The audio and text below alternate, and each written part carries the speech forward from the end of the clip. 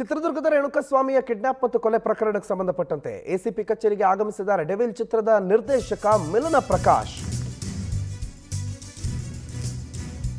ನಟ ದರ್ಶನ್ ಸದ್ಯಕ್ಕೆ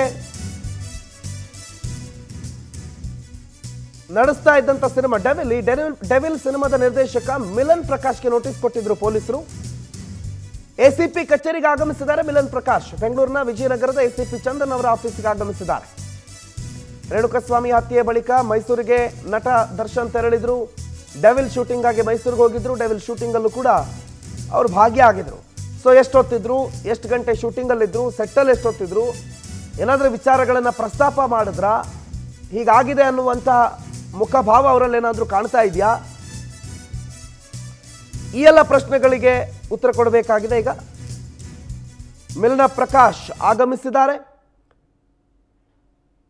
ಮಿಲನ ಪ್ರಕಾಶ್ ಡೆವಿಲ್ ಚಿತ್ರದ ನಿರ್ದೇಶಕರು. ಅದೇ ದಿನ ಶೂಟಿಂಗ್ ಇದ್ದಿದ್ದರಿಂದ ಅದೇ ದಿನ ಶೂಟಿಂಗ್ ಇತ್ತು ಮತ್ತು ಅದೇ ದಿನ ನಟ ದರ್ಶನ್ ಆ ಶೂಟಿಂಗಲ್ಲಿ ಭಾಗಿಯಾಗಿ ಒಂದು ಕಾಮಿಡಿ ಸೀನಲ್ಲಿ ಪಾತ್ರ ಕೂಡ ಮಾಡಿದ್ರು.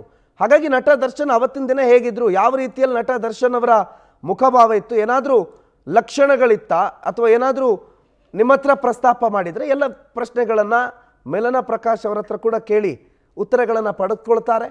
ಹಾಗಾಗಿ ಮಿಲನ ಪ್ರಕಾಶ್ ಅವರನ್ನು ಕೂಡ ಈಗ ಠಾಣೆಗೆ ಬರಮಾಡಿಕೊಳ್ಳಲಾಗಿದೆ. ಎಸಿಪಿ ಚಂದನ್ ಅವರ ಕಚೇರಿಗೆ ಆಗಮಿಸಿದ್ದಾರೆ ಮಿಲನ ಪ್ರಕಾಶ್.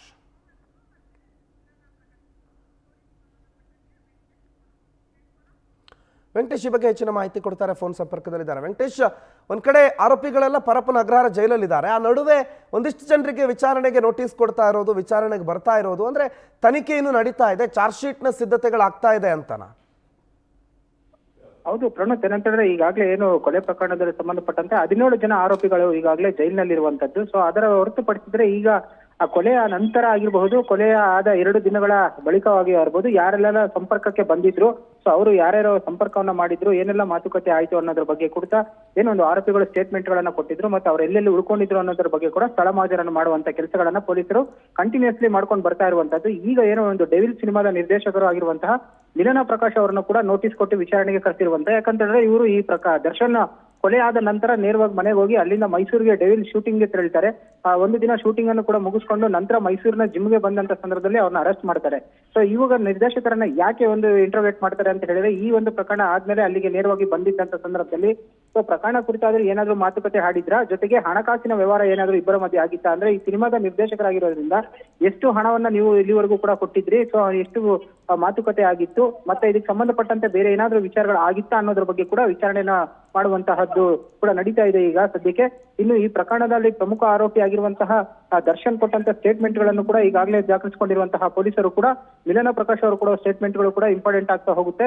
ಆ ಹಿನ್ನೆಲೆಯಲ್ಲಿ ಈಗ ಅವ್ರನ್ನ ಕೂಡ ವಿಚಾರಣೆನ ಮಾಡ್ತಾ ಇರೋದು. ಕಳೆದ 1 ಗಂಟೆಯಿಂದ ಕೂಡ ಈಗಾಗಲೇ ವಿಚಾರಣೆನ ನಡೆಸ್ತಾ ಇರುವಂತಹ ಎಸಿಪಿ ಚಂದನ್ ಕುಮಾರ್ ಅವರು ಒಂದಷ್ಟು ಅಂದ್ರೆ ಪ್ರಶ್ನೆಗಳನ್ನು ಕೂಡ ಮುಂದಿಟ್ಟಿರುವಂತದ್ದು. ಸೊ ಅದಕ್ಕೂ ಕೂಡ ಈಗ ಉತ್ತರವನ್ನು ಕೊಡ್ತಾ ಇದ್ದಾರೆ.